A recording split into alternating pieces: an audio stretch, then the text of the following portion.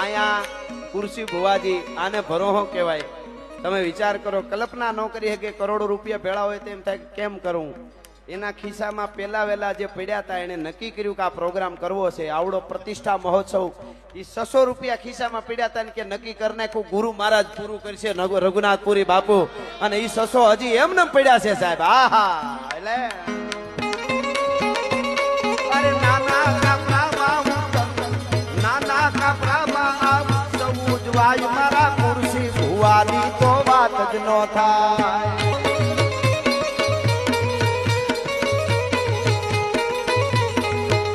અરે ત્રિદિવસ પ્રતિષ્ઠા મહોત્સવ થાય મારા ખુરશી ભુવાજીની વાત જ ના થાય.